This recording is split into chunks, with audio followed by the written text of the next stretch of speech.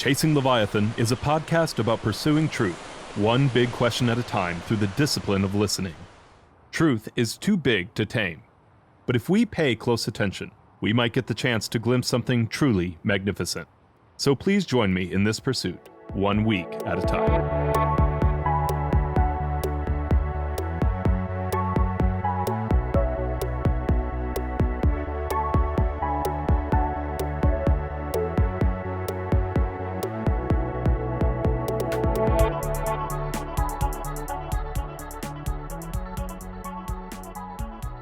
Hello and welcome to Chasing Leviathan. I'm here today with Dr. Sharvit, and we are talking about dynamic repetition, studies on the models of time and history that shape Jewish messianism. And Dr. Sharvit, such a pleasure to have you on today. Talk to us a little bit about your career and what made you write this book. Well, first of all, thank you so much for having me. It's a pleasure. And this book basically started in the classroom. I was teaching at the time at Berkeley, UC Berkeley, and I was teaching about Freud's theory of history as it is expressed in Moses and Monotheism. This is his last book, and about the origins of Judaism. And we notice in class that there is a pattern of repetition that he identifies in history, an interesting pattern of repetition between different groups of religious organizations. So you have one group and then another, and they all have a repetitive structure. And slowly and surely, what happened is that I actually realized that patterns of repetition are recurring in that period of time in German Jewish history. So we're talking about interwar period. And somehow you can find them quite easily. So, and I figure how they are important to the Jewish philosopher Franz Rosenzweig and to the Jewish critique and author Walter Benjamin, and to Freud, and even to the author Franz Kafka. And this became a journey to realize what are how repetition play out in that history and what are the purposes of that repetition. And so just to be upfront, and so you know where I'm coming from, I'm a devout Christian, but even as I was looking through obviously there's going to be some similarities as fraught as that relationship might be sometimes. I noticed that you also reference Kierkegaard kind of at the beginning to define that repetition. So for our audience, can you talk a little bit about Kierkegaard's definition of repetition and how you use that to kind of start as you're framing things? Yeah, so that's absolutely correct. So in order to understand how repetition plays out in Kierkegaard, we need to understand how it plays out in ancient history. So in ancient history, the idea of repetition is the idea that of eternal return, that things repeat exactly as they are. And the reason that they repeat exactly as they are is that in history, the meaning of things are not in this world. So if you would like to understand what it is the meaning of of marriage, you will see that in the marriage of the gods in outside of this world, or how to create a good house. The good house needs to be according to a model of the house of the gods. So the meaning of this world is in the ancient world. We speak in very large sense, is something that is based on something outside of the world, of a repetition of that which is outside of the world. And so repetition is foundational to meaning in the ancient world. So if you would like to have a meaningful harvest, you need in some way to copy or repeat patterns that you find outside of the world, or some kind of and it's called the mystical world or the mystic world, or the beginning of the world, but something that is not in the current in our current reality. And this is what's known to be classical repetition, meaning the world repeats a pattern outside of the world. And in this pattern of repetition, the repetition is useful or correct if it is identical to what's outside of the world. So there is a question of identity. So to the degree that we're able to repeat things completely, we are able to create meaning into our world. So again, if I would like to have a successful marriage, I will need to repeat and to recreate that which is outside of my world in order to do that.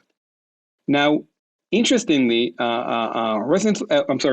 Kierkegaard is writing a book in 1843 that's called Repetition, that suggests a different vision of what repetition is. And he understands repetition exactly not as an identical repetition of something that occurred in the past, or of some kind of pattern outside of the world, but he suggests a repetition as an incident of relations between past and present.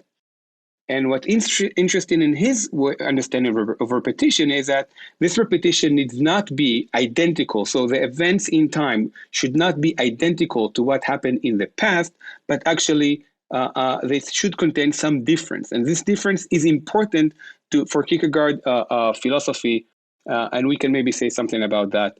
But the important fact that we should realize is that for Kierkegaard, the repetition is not an identical or identity between two events in time, but actually some kind of relation that holds some difference, difference between those events. So it's not the repetition as an act of identity, but actually a repetition as an act of difference. And we can say something about that if you would like. So even as you're talking about it's outside the world, that kind of goes back to talking about models of time and history, right? It's outside of time, that classical repetition.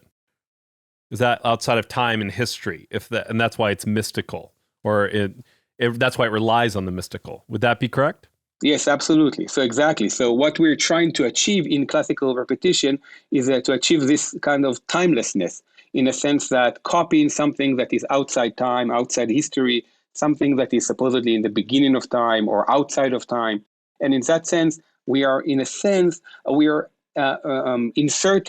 timelessness into our reality. So we are kind of like stabilizing our reality, creating it as something that is endless, and in that sense also meaningful. And so is there, would you say that for the classical repetition, you're talking about something static, and then when you're talking about past and present, you're talking about something that is a process, which I think would make sense with what Kierkegaard's trying to do in his philosophy, but... Yes, exactly. So now we can maybe suggest, so if repetition in the classic sense is something that is static, something that kind of like makes our moment as an endless moment that has no changes, Kierkegaard think of that as something much more dynamic. And to understand how he thinks about that, maybe I should say one word about how we understand the experience of the individual, the subject in his philosophy. Because for Kierkegaard, it's very important that we are able to create our own reality, that he's one of the forefathers of existentialism.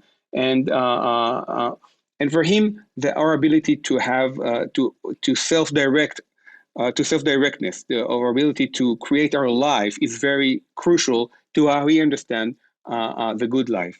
Now, what's interesting for Kierkegaard is that he finds repetition to be crucial to this process of self-directness, in a sense that if we are usually seeing ourselves as somehow created by past events, so we are in our current moment the result of many events in time that happened that created us, in a sense that we are the result of something that is external to us.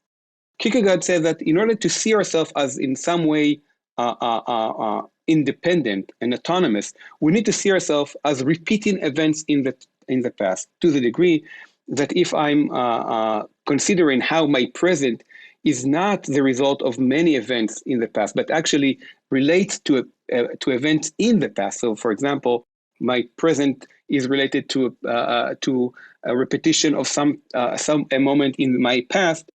I'm able to take myself outside of the series of causal events in time and recreate the meaning of my moment or of my present by thinking of how I'm related actually to a different past, to a different moment in time. So I'm not the result of series of consecutive events in time, but actually I'm recreating myself in relation to a certain event in my past. So, and by that ability to tie myself to different events in the past and not as seeing myself as resulting from series of events in my history, I'm able to recreate myself as an independent and autonomous.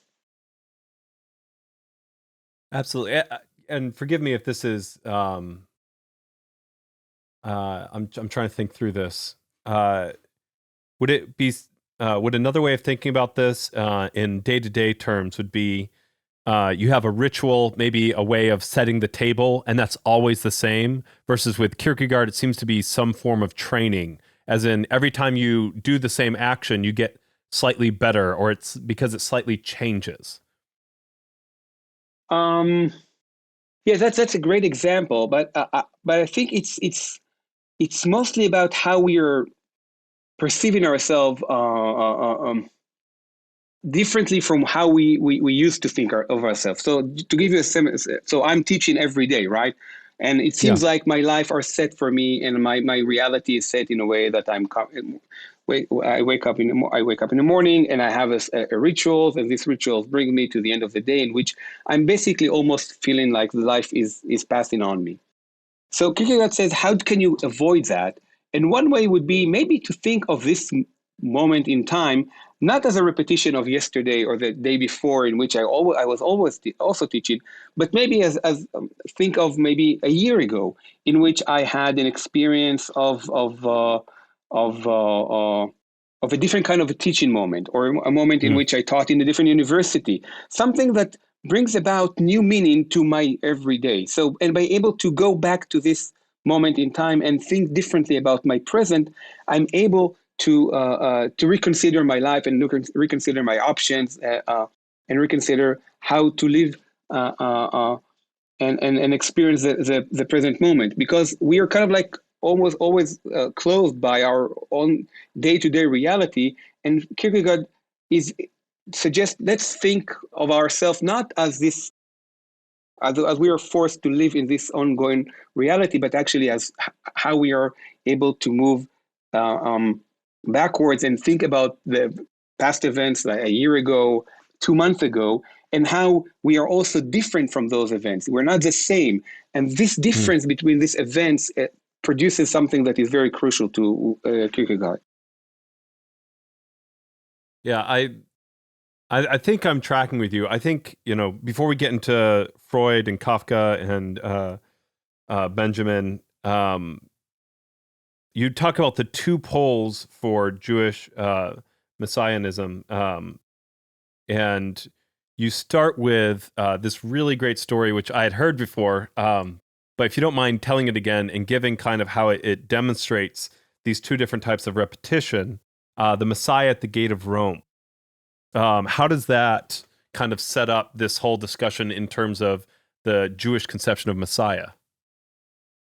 Yeah, so this story is basically it's called the Messiah at the Gate of Rome, in which a Jewish sage goes to Elijah and asks him about the coming of the Messiah, because Elijah supposedly knows about the coming of the Messiah.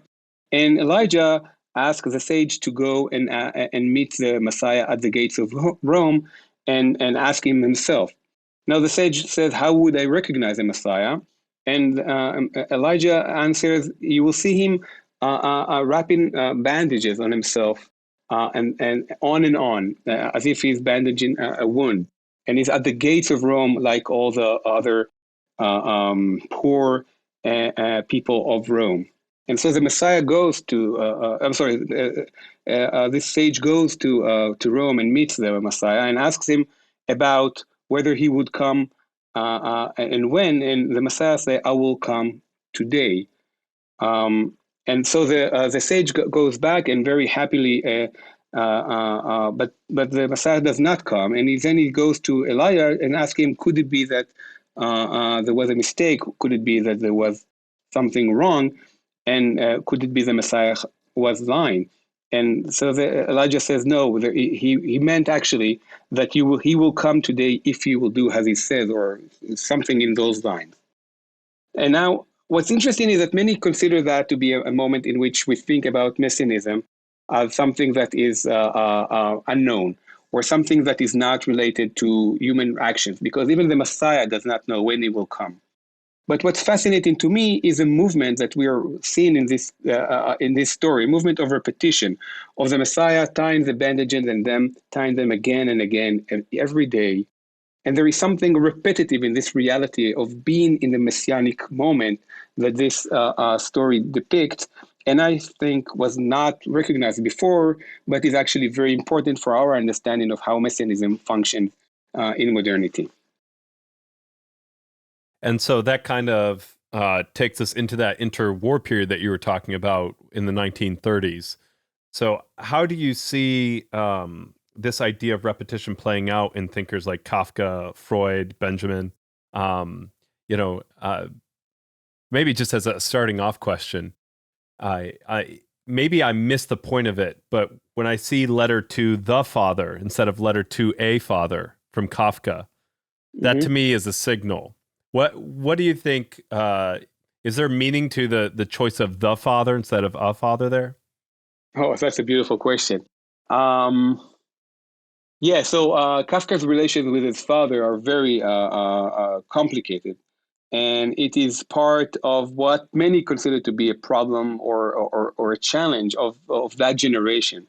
And it is a challenge in which of alienation from tradition. So what you find in the early 20th century period is a new generation of educated Jews who are in many ways asked to leave Jewish tradition and asked to join the general secular society by their fathers. But the problem is that this generation is actually does not find themselves in that outside reality, and and by being pushed out, they also cannot find their home back in the Jewish tradition. So this living in between the Jewish tradition that they were pushed by their father and not being accepted or completely accepted to the general society, on the other hand, created a serious challenge to that generation. And in this letter that you were just mentioning, Kafka is basically asking or question or even charging his father with serious questions about that movement or that request to leave the Jewish tradition and what it entailed. And basically, what Kafka is saying to the father is that it is easier to the father to live in a secular world, because he was connected to the Jewish tradition, and he had some sources of meaning to rely on, which the Kafka and his generation lacked. And in that sense, Kafka is living in an impossible reality in which he's torn from Jewish tradition and the outside world. And this is in part because of how the older generation educated or grew their offspring or their children. How do how does this like liminal space, this alienated space for identity, play into models of time and history? Yeah, so I think the short answer is that what you find in the interwar period is a moment of great great danger, in a sense. What you find is growing fascism, growing anti-Semitism, and you find the dangers of economic depression, and many left-wing figures in the Jewish community somehow figure ways for radical changes in that reality through messianism. So, and that's the moment of real fascination, because exactly those who left the Jewish tradition behind, Benjamin was not religious at all, Kafka was not religious at all, Freud certainly not. Somehow they were fascinated with model of messianism, or thinking of messianism or Jewish messianism as a way to move beyond the challenging or to solve the challenging of their political present. So, and this is in a way a radical thought in its purest form. So rather than solve political challenges with political means, there is an attempt to find some more radical solution that will transcend the current political reality by way of messianism. So exactly those who were left outside of Jewish tradition return to that tradition exactly in order to find solution to what they found to be unsolved problems of their present time. Do you get a different set of models among those thinkers for messianism? Yeah, so there are, I think what I find is a series of different models of repetition that are not identical in a sense that they are working on different parameters. For example, Benjamin and Freud and Rosenzweig think of messianism in terms of the entire Jewish people. Benjamin think about that in different terms. Certainly, Kafka is also different. They're also very different in terms of the structures of how repetition works. But what's fascinating is that they all find repetition to be foundational to their ideas of messianism. So, and if you will allow me, I will just give you a sense of how that works. Please. Yeah, in a one sentence. So, I think it's a nice way to think of that is to think about Franz Rosenzweig. So Franz Rosenzweig writes in 1921 a book about it's called the Star of Redemption, in which he's trying to figure out the place of Judaism in modernity, exactly because he was in quite some time not part of the Jewish world. He thought, what is the purpose of Judaism? What is the value of Judaism in our present time? And in order to understand how his answer relates to repetition and to ideas of messianism, a short moment about how he feels about community. So communities could be understood in different ways. Communities are organized sometimes by values or principles or even religious ideals. But Rosenzweig believes that communities are actually organized by way of a temporal and figures of calendar. And he basically says that what makes a community is its ongoing calendar, the repetitions of festivals and the repetition of different days and the repetition of the structure of the week. That this is what creates the experience of a community. So the fact that Jewish people are all not working on Saturday, while all the rest of the world do work on Saturday, is a moment of the creation of a community. And you can see that happens in the ancient world when you, for example, when you have the Christian world, the moment the Christian world breaks out of Judaism is the moment of the creation of the Christian calendar, the moment of the change of Saturday to Sunday at the end of the week. And this is important to Rosenzweig because he suggests that this experience of repetition of times, the repetition of the days and the weeks, the repetition of the festivals, is something that creates a community. Now, why this is messianic? For Rosenzweig, there is a notion that to bring world redemption, we need to work in dual form. And there is a place both for Christianity and Judaism in that structure. He believes that the purpose of Christianity is to bring everyone under God. It's a kind of an imperialist religion with its function of bringing all humanity under God to redemption. It's to collect everyone under God. And the purpose of Judaism in this structure is to create a model for the Christian world to move towards.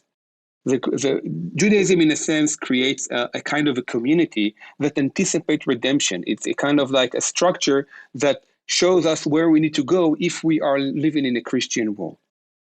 And what's fascinating in this description is that the huge problem of the Jewish world is that it is easily swallowed by the Christian world. And Rosenzweig believes that the Jewish world needed to find a way to create some kind of an essential difference between the Jewish and the Christian world. And this essential difference is the Jewish calendar.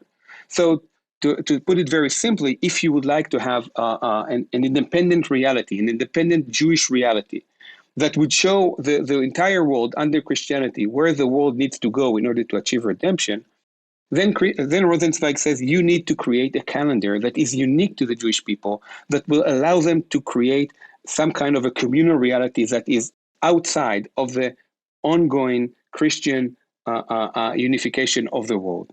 So in very short terms, repetition of time is essential for world redemption, exactly because it creates the unicity of the Jewish people. And this unicity of the Jewish people provides the content for the world redemption as it is led by the Christian world. And this is one example out of four examples of how repetition is is foundational to the possibility of redemption. That's fascinating. I'm trying to remember the name of the book. I remember reading a book on festivals and how important they are for the creation of time, and that idea of how foundational, not just week to week, but even like in those 50-year jubilee kind of periods. That's really. I'm just sitting with that for a second. So, what would be the models of messianism for someone like Kafka? Yeah, so Kafka has is also related to Kierkegaard. Maybe just before that, just to clarify what we mean by models of repetition and time. So think, for example, of the experience of myself, someone who I was born and raised in Israel and came to United States. And the moment for me of how different my world is, community is, when I realized that while back in Israel, my reality is one of certain festival celebrated in certain times of the year, and then coming to United States, and at the moment of those festivals, the world is just as the same. There is nothing that is happening outside. There is no experience of festival, and how this really showed a break between my experience of a community and the community outside, and how you could really find in like three prayers in the day that the Jewish are practicing, or five prayers that the Muslim are practicing, a kind of a rhythm that produces a community. And it's really a material way to think about community. And if you are thinking about that very seriously, this is a way to differentiate between two communities. If I'm working under a different calendar, even if I'm eating at 8 o'clock in the night, and other people eat at 5 o'clock p.m., it really makes a very different community, a very different reality in which we are living. And what's basically President Zweig suggests, that this kind of a reality is foundational for redemption. Now, the story with Kafka is very different. It's one that is based on a letter that he. So, I'm sorry about that. No worries. So, what you have in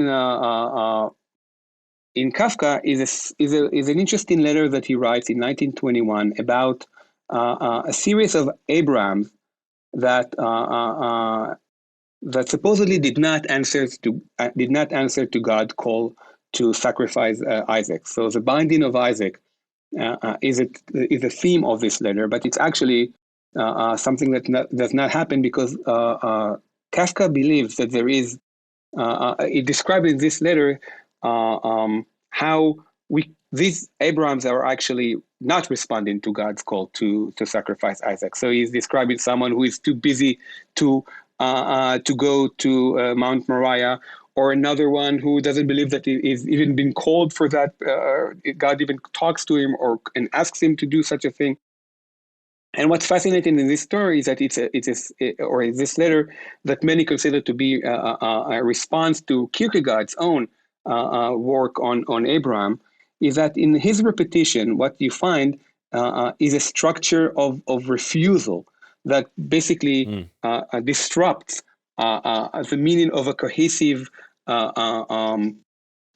discernible Abraham, in a way that because of the repetition of the story, the fact that there are different figures of Abraham with different stories of Abraham, you are Kafka is basically able to show us how the mere figure of Abraham collapses under repetition, and because of that, there is this inability to even stronger inability to respond to God's calling, and the messianic dimension of that story, which I find fascinating, is found in the idea that what Kafka is basically telling us is how we can find in each and every moment more than one story.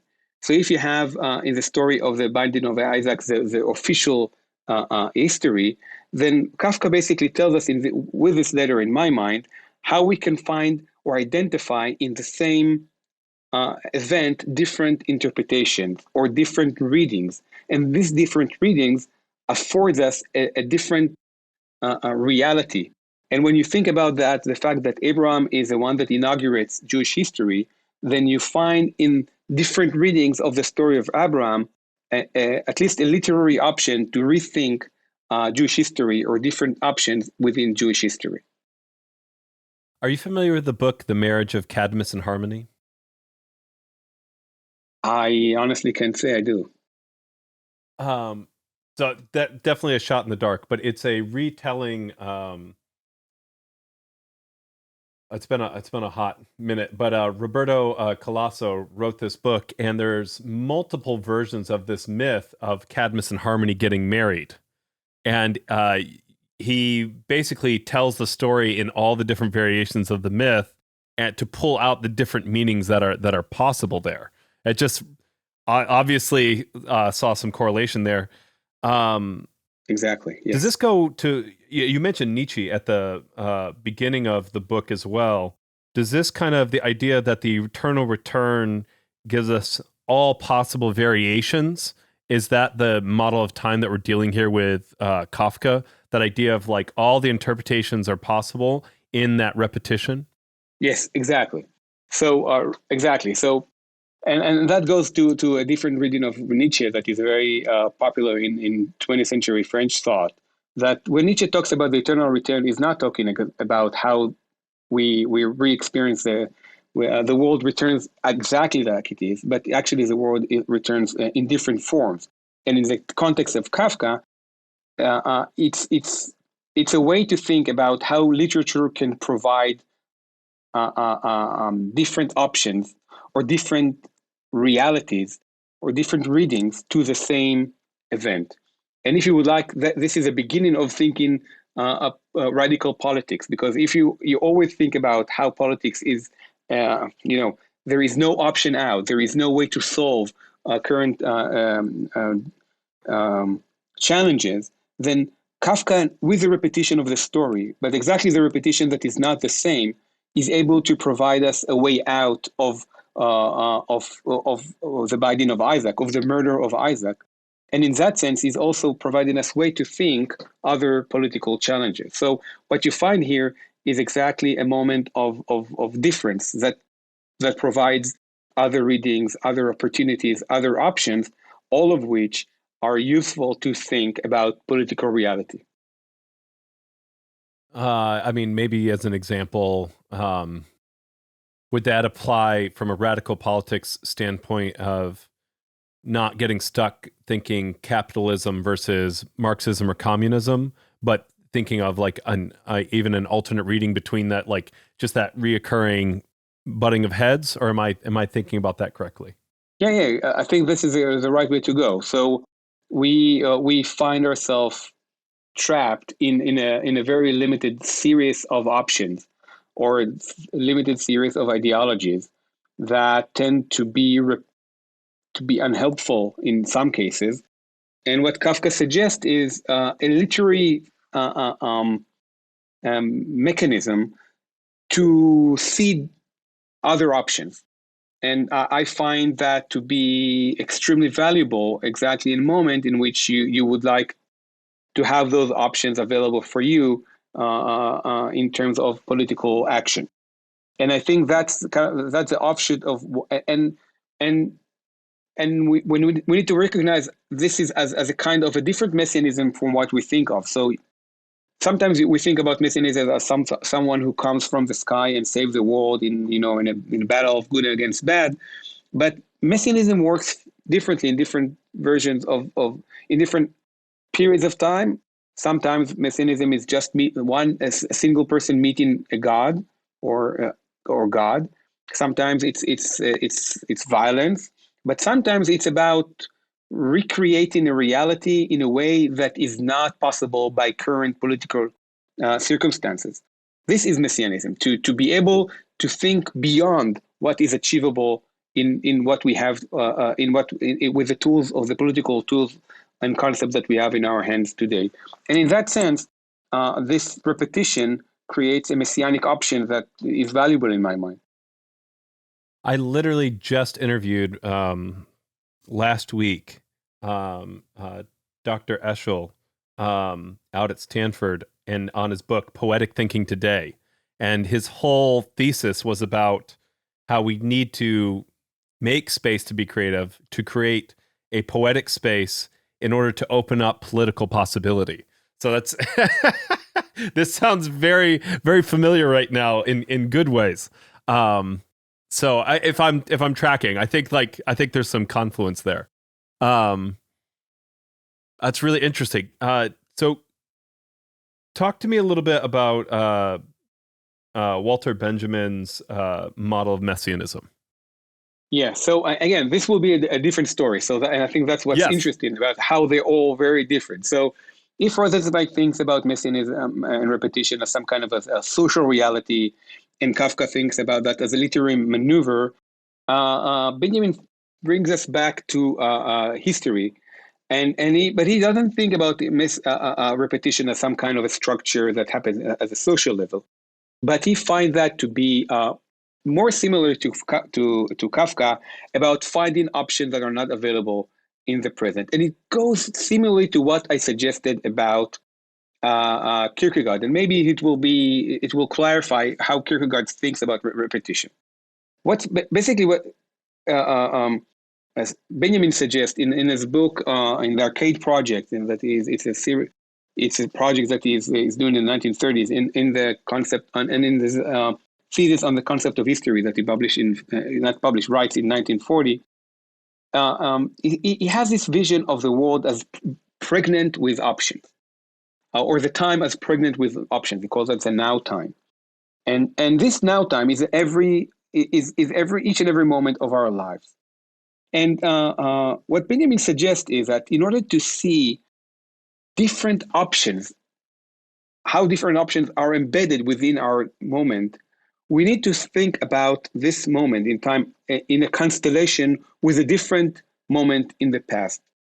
And he writes beautifully about how the French Revolution was considered to be a repetition of the Roman era or the Roman Empire in order for the French Revolution to be able to radically change the present. And he suggests that we are able to create some differences or to identify differences in the present by seeing the present as a repetition of a certain moment in time. So if you would like, one way to think about that is to think about COVID and to say, how can we change our reality with COVID? How can we radically reinvent ourselves or our health system with COVID? And people, and I think it's an interesting way is to think about COVID and how it relates to the 1918 Spanish disease.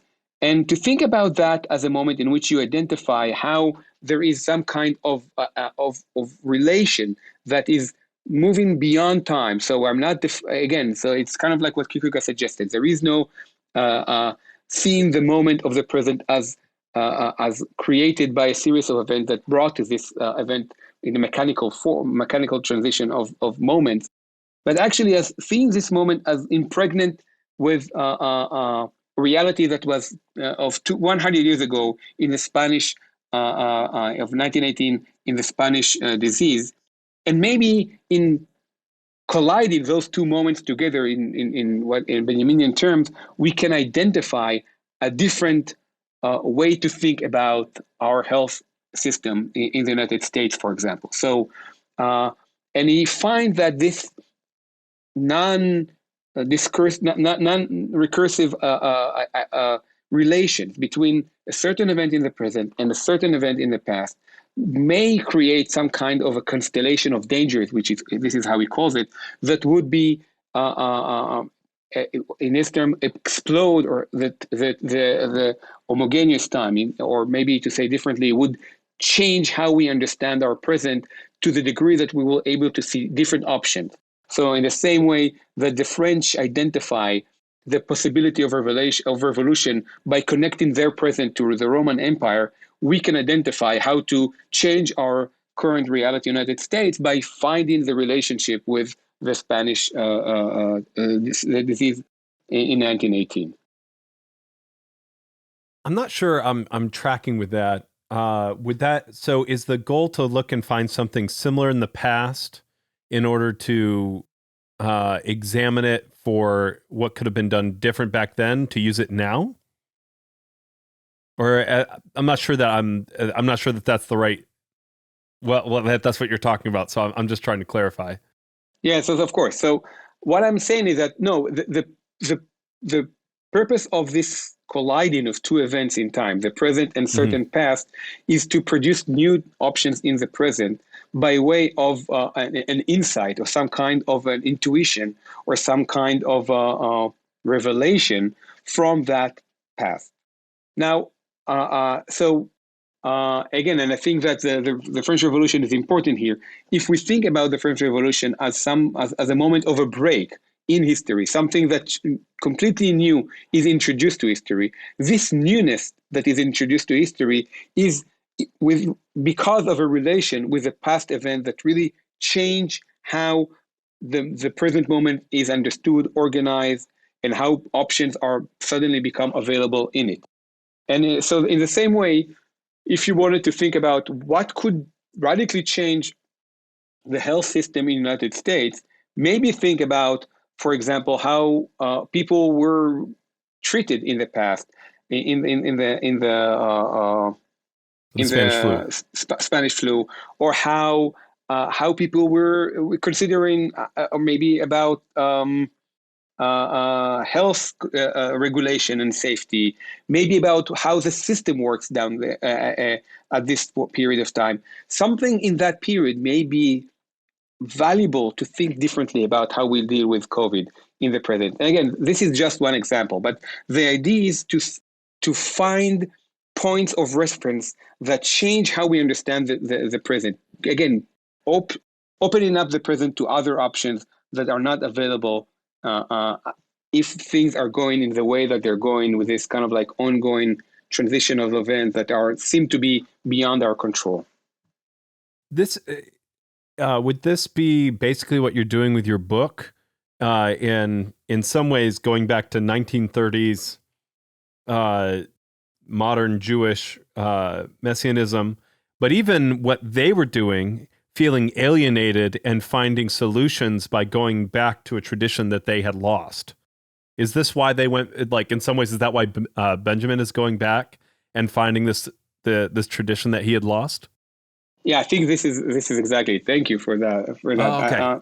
I appreciate it, this question, because this is, if you would ask why writing this book, it's about figuring ways or models to think about a radical change, political radical change, that is built on some kind of religious and messianic thought, in a way that these people also did in the past.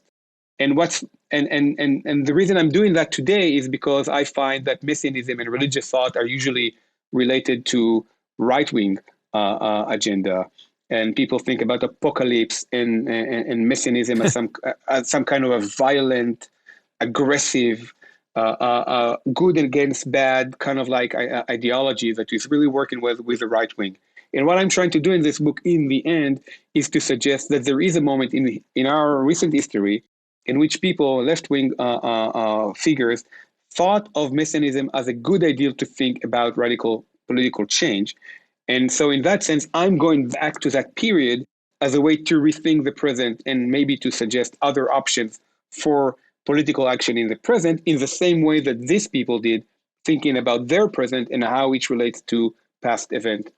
So yes, this is a kind of like a chain of going back exactly in order to do something different from what we are having or what we are getting from the usual solutions. I think I'm on the same page with you, and I appreciate your patience as I work through this. So we've talked about, you use the term colliding, Is there a significant difference between colliding these two together versus, say, renewing or reclaiming a past event or tradition? Yes, so here we need to be attuned to what Benjamin kind of like suggests.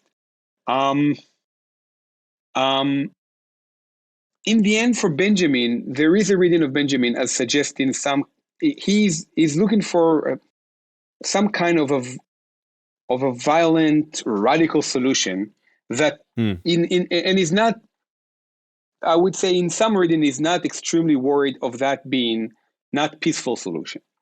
So and you could say reclaiming would be more attuned with a kind of a more peaceful, uh, uh, um, Ah, attentive kind of a reading of the past.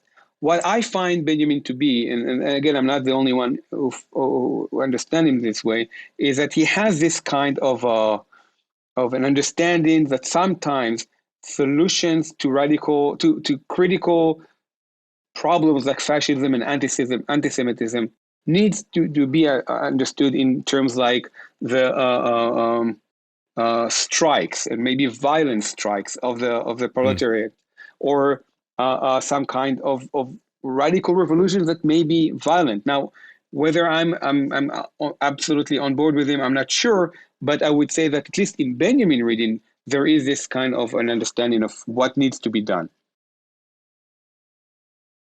Yeah, and I think I understand the difference then there. There's this idea of when we use the past, it's confronting us. Would that be fair? Even if the solution doesn't end up being violent in the here and now, the the collision is violent because of what the past demands from us or this tradition. Yes, this is really nice. This is beautifully put. Yes, I agree. Okay. That's yeah, that makes sorry. That's kind of a long but that like I feel like I'm on the same page now. Appreciate that. The so and I want to be conscious of your time, but do you mind talking about Freud finally and Freud's model of messianism? Yeah, so, and here again, we find a very different version of repetition, one that plays more closely, I would say, with Rosenzweig than Benjamin and Kafka. And the story of is a bit longer, so I'm sorry about that. So No Moses worries. and Moses, and we're talking about Freud and Moses and monotheism, books that he writes in just when he's living, escaping Austria and lives to London. And in this book, Freud tries to explain Jewish history.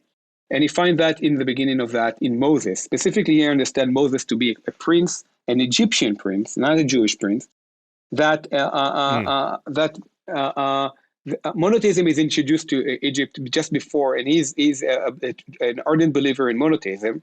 But the pharaoh that the king that introduced monotheism to Egypt is actually died, and then the Egyptian would like to return to their previous religion. And so what Moses is doing is basically taking the Jewish people outside of Egypt in order to keep monotheism alive. They are the one that should continue worshiping the one and only God, and he should be their leader. So Moses is actually an Egyptian prince that introduces monotheism to the Jewish people. Fascinating. This is not the only drama that Freud identifies. He also argues, and he's not the only one that argues that it's monotheism is so demanding than polytheism that the Jewish people basically kill him because they cannot sustain the kind of demand that Moses asked for them.